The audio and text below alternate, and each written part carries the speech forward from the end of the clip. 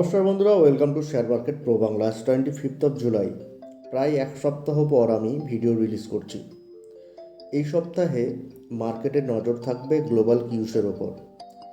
Fade কী ধরনের ইঙ্গিত দিচ্ছে ইন্টারেস্ট রেট বৃদ্ধির ক্ষেত্রে, ইউরোপিয়ান মার্কেট থেকে কী ধরনের নিউজ রয়েছে বা ইউরোপিয়ান পলিটিক্স থেকে কী ধরনের নিউজ রয়েছে, এই সমস্ত কিছু বিষয় কিন্তু এই সপ্তাহে ফ্যাক্টর ইন হবে মার্কেটে এবং প্রভাব পড়বে। তার সাথে সাথে মাথায় রাখতে হবে জুলাই মাসের শেষ সপ্তাহ, এক্সপায়ারি রয়েছে মান্থলি। তাই মার্কেটে ভোলাটাইলিটি থাকার একটা ইঙ্গিত আজকের মার্কেট থেকেই পাওয়া গেছে। দিনের শেষে সেন্সেক্স 0.55% নিচে এসে ক্লোজিং দিচ্ছে। Nifty 50 0.53%, bank Nifty flat 0.03% negative, একদম ফ্ল্যাটই বলা যেতে পারে। Nifty mid cap 100 0.09%, Nifty next 50ও 0.11% কারেকশন করছে। একমাত্র নিফটি স্মল ক্যাপ 0.58% কারেকশন করছে। এবং এই সমস্ত কারেকশনের মধ্যে যেটা অ্যাপ্রিসিয়েট করছে সেটা হচ্ছে ভিক্স অ্যাপ্রিসিয়েট করছে প্রায় 6%-এর ওপর, 6.19%, 1 পয়েন্টের ওপর। তার সাথে সাথে এটা মান্থলি এক্সপায়ারি রয়েছে এই সপ্তাহে, তাই মার্কেট এই সপ্তাহে কিন্তু ভোলাটাইল থাকবে। হয়তো যদি গ্লোবাল কিউসগুলো সাপোর্ট করে, আমেরিকান মার্কেট সাপোর্ট করে, সপ্তাহের শেষের এন্ডিংটা পজিটিভ হতেও পারে, কিন্তু ভোলাটিলিটি বজায় থাকবে। আজকের নিফটি 50 যদি দেখা যায়, ওপরের লেভেল থেকে একটা কারেকশন লক্ষ্য করা যায় এবং কারেকশনটা খুব অল্প স্বল্প নয়, প্রায় 140-50 পয়েন্টের একটা কারেকশন। কারণ 16,700 পজিটিভ মুভমেন্ট করার চেষ্টা। একটা টাইম মনে হয়েছিল যে 16,675-16,675-এর ওপর যদি একটা গ্রিন ক্যান্ডেল ক্লোজিং দেয় 5 মিনিটে, তাহলে হয়তো ইন্টারডে হাই ব্রেক করে ফেলবে এবং সেক্ষেত্রে কিন্তু পুরো মার্কেট সেন্টিমেন্টটাই বদলে যেত। আজ গ্যাপ ডাউন ওপেনিংয়ের পর যদি নিফটি 50 একটা ডে হাইটাকে ব্রেক করে রিকভারি করে একটা এন্ডিং দিতে পারতো, তাহলে এই সপ্তাহের জন্যই হয়তো সেন্টিমেন্টটা পজিটিভ হয়ে যেত। কিন্তু আজকের মার্কেটের আচরণের কারণে এই সপ্তাহের সেন্টিমেন্টটা এই মুহূর্তে খুব বেশি বুলিশ নয় বা খুব বেশি পজিটিভ নয়। এখান থেকে অবশ্যই পজিটিভ মুভমেন্ট হতেই পারে, কিন্তু একটু ওয়েট করতে হবে তার জন্য। নিফটির জন্য আজ লেভেলটা গত শুক্রবার পজিটিভ ক্যান্ডেলের সাথে ব্রেক করে, রিট্রেসমেন্টটা 16,650-তে ব্রেক করে, অর্থাৎ 15,000 লেভেলটা অ্যাকচুয়ালি 16,650 লেভেলে। তাই সেই লেভেলটা ব্রেক করে কিন্তু আজ ক্লোজিং দিয়েছে। এরপর ফ্যান্টাস্টিক একটা সাপোর্ট রয়েছে, সেটা 200-ডে এক্সপোনেনশিয়াল মুভিং অ্যাভারেজ। এর থেকে ভালো সাপোর্ট হতেই পারে না। 16,525, যেটা 200-ডে মুভিং অ্যাভারেজ রয়েছে, তার নিচে একটা বড় গ্যাপ তৈরি হয়ে আছে। এই গ্যাপটা কিন্তু গুরুত্বপূর্ণ। এই গ্যাপটা কোনো না কোনো সময় ফিল হবেই। 1 মাস পর হোক, 2 মাস পর হোক, 1 বছর পর হোক, 2 বছর পর হোক, কিন্তু ফিল হবে, দেখে রাখবেন। তাই এই গ্যাপটা যত তাড়াতাড়ি ফিল হয়ে যায়, ততই হয়তো মার্কেটের জন্য ভালো। এবং যদি এই সপ্তাহে ফিল হয় 16,300 লেভেল অব্দি হয়তো নিফটি 50-কে নেমে আসতে পারে, সেক্ষেত্রে 50-ডে এবং 20-ডে এক্সপোনেনশিয়াল মুভিং অ্যাভারেজগুলো সাপোর্ট হিসেবে কাজ করবে। যদিও খুব একটা নেগেটিভ সেন্টিমেন্ট এই মুহূর্তে নেই, পুরোটাই ডিপেন্ড করবে গ্লোবাল কিউসগুলো কোন জায়গায় রয়েছে তার ওপর। এবং যেহেতু এই সপ্তাহটা মান্থলি এক্সপায়ারি, তাই যে মান্থলি এক্সপায়ারির কারণে যে ভোলাটাইলিটিটা হয় সেটা কিন্তু অবশ্যই মার্কেটে থাকবে। ব্যাঙ্ক নিফটির চার্টটা যদি দেখা যায়, ব্যাঙ্ক নিফটি শেষ আধ ঘন্টায় যে কারেকশনটা করলো, প্রায় 200 পয়েন্টের কাছাকাছি সম্ভবত একটা কারেকশন, 180 তো অবশ্যই। তো এই কারেকশনটার কারণে হয়তো ব্যাঙ্ক নিফটির মুডটা চেঞ্জ হয়ে গেল এবং ব্যাঙ্ক নিফটি করলো কি, একটা ডোজি ক্যান্ডেল তৈরি করলো। তাই bank Nifty either side move করতে পারে, যে কোনো সাইডে মুভ করতে পারে এবং প্রবাবিলিটি কি থাকবে নেগেটিভ সেন্টিমেন্টের সাথে মুভ করার। কারণ শেষের আধ ঘন্টায় নেগেটিভ সেন্টিমেন্টের সাথে বন্ধ হয়েছে। দেখতে হবে ডাউ জোন্স কী ধরনের মুভমেন্ট করছে আজ, তার দিকে অবশ্যই নজর থাকবে।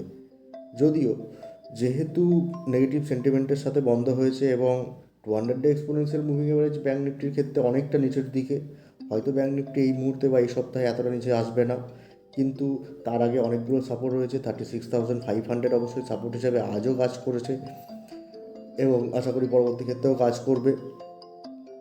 তাই ব্যাঙ্ক নিফটির সেন্টিমেন্টটা নেগেটিভ হলেও খুব একটা বড় কারেকশান লক্ষ্য করা এই মুহূর্তে যাচ্ছে না। আশা করি 36,500 বা 36,000 এই লেভেলগুলোতে একটা বাইং প্রেশার তৈরি হবেই। তাই খুব বড় কারেকশানের লক্ষণ দেখা যাচ্ছে না। যদি মুভমেন্ট হয়, যদি গ্লোবাল মার্কেট পজিটিভ মুভ করে, তাহলে অবশ্য ব্যাঙ্ক নিফটি পজিটিভ জায়গায় এসে ক্লোজিং দিতে পারে এই সপ্তাহের শেষে। যেহেতু ব্যাঙ্ক নিফটি আলোচনা করলাম, তাই আর একটা কথা বলে রাখি, ব্যাঙ্ক নিফটির পারফরমেন্স আরও একটা বিষয়ের উপর ডিপেন্ড করবে, সেটা এইচডিএফসি ব্যাঙ্ক এবং আইসিআইসিআই ব্যাঙ্ক কী ধরনের পারফরমেন্স করছে তার উপর। আজকের স্টক রিলেটেড আলোচনায় যে স্টকটা আলোচনা করব প্রথম, সেটা আইসিআইসিআই ব্যাঙ্ক।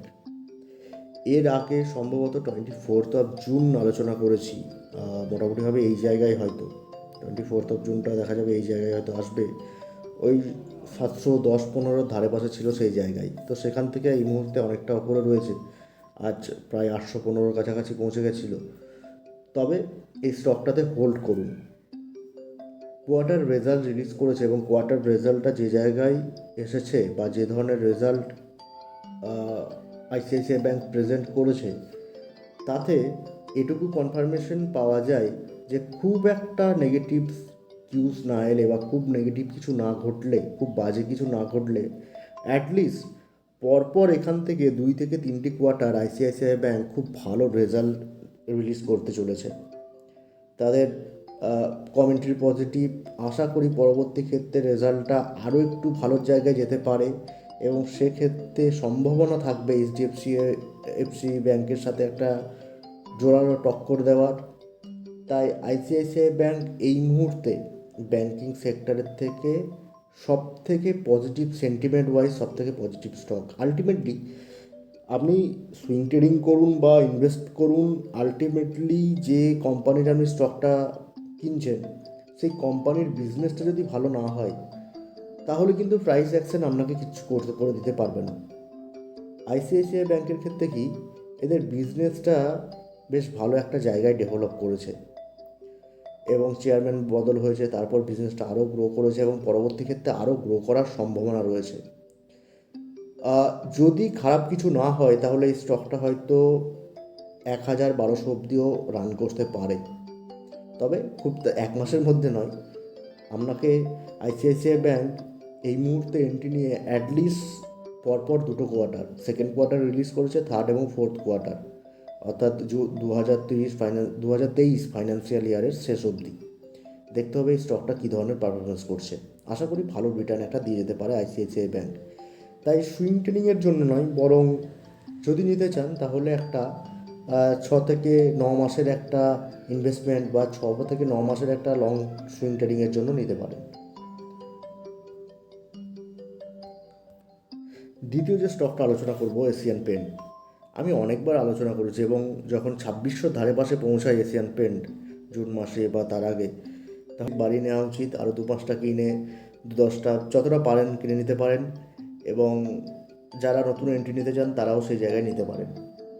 এই মুহূর্তে স্টকটা এই 3100 একটা লেভেলটাকে ব্রেক করার চেষ্টা করছে এবং যদি দেখা যায় তাহলে এই জায়গায় এই লেভেলটাকে ব্রেক করেছিল মোটামুটিভাবে মে মাসের শেষ দিক করে ব্রেক করছে, সেই জায়গা থেকে একটা ব্রেকআউট আজকে হয়েছে 3100 লেভেলে। এই 3100 লেভেলের ব্রেকআউট এবং ক্রুড অয়েল প্রাইস, এই দুটি জায়গায় নজর দিতে হবে। এরপর পজিটিভ ক্যান্ডেল তৈরি করছে না, অবশ্যই নজর রাখতে হবে। এবং ক্রুড অয়েল প্রাইস যদি দেখেন, ক্রুড অয়েল প্রাইস আরও একবার পজিটিভ মুভ করছে, 108, 110-এর দিকে এগিয়ে যাওয়ার চেষ্টা করছে, ডলার পার ব্যারেলের দিকে এগিয়ে যাওয়ার চেষ্টা করছে, 108, 110, তাহলে পেন্ট সেক্টরের যত স্টক আছে সেগুলোকে এই মুহূর্তে সরিয়ে রাখবেন চোখের নজর থেকে। কিন্তু যদি দেখেন ক্রুড অয়েল একটু ডিপ্রিসিয়েট করছে, একটু চাপের মধ্যে থাকছে, তাহলে জানবেন পেন্ট সেক্টর থেকে একটা ভালো সুযোগ আসবে। এবং পেন্ট সেক্টর থেকে যে স্টকটা সবথেকে বেশি সুইং ট্রেডিংয়ের ভালো সুযোগ দিতে পারে সেটা এশিয়ান পেন্ট। লং টার্মের জন্যও রাখতে পারেন, যারা লং টার্মের জন্য নেবেন এই জায়গায় কিছু অবশ্যই নিতে পারেন। চার্টও পজিটিভ, গ্লোবাল কিউসগুলোও পজিটিভ, সমস্ত কিছু মিশিয়ে একটা পজিটিভ সেন্টিমেন্টের মধ্যে থাকতে পারে এশিয়ান পেন্ট। তাই অবশ্যই একটা সুযোগ এশিয়ান পেন্টে দেখতে পারেন।